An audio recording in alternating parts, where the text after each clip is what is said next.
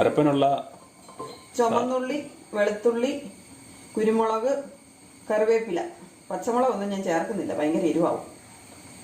ഇതെല്ലാം കൂടെ ഒന്ന് അരച്ചെടുക്കുന്നു. ഇച്ചിരി മഞ്ഞപ്പൊടി കൂടി ഇട്ട് അതിനകത്ത് ഇട്ടിട്ടുണ്ട്. പൊടി കൂടുന്നതുകൊണ്ട് കുഴപ്പമൊന്നുമില്ല. മഞ്ഞപ്പൊടി ഇപ്പം നല്ല സാധനം.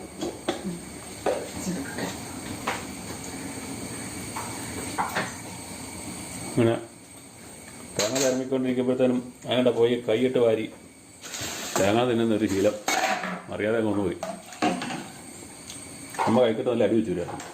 അങ്ങനെ പോയി കൈയിട്ട് വരും ഇടയ്ക്ക്, ചിറവേദന ഇടയ്ക്ക്. ഒന്ന് നിലത്ത് വെച്ചുള്ള വലിയ ചിറവയല്ലേ, ചുറ്റിച്ച് കറക്കിയെടുത്താണല്ലേ. തേങ്ങയും കൂടെ ചുമ്മാ ഒന്ന് ഉണ്ടാക്കിയാൽ മതി. മറ്റേത് ആ ഉള്ളിയും വെളുത്തുള്ളിയൊക്കെ ഒന്ന് അരഞ്ഞു കിട്ടണം.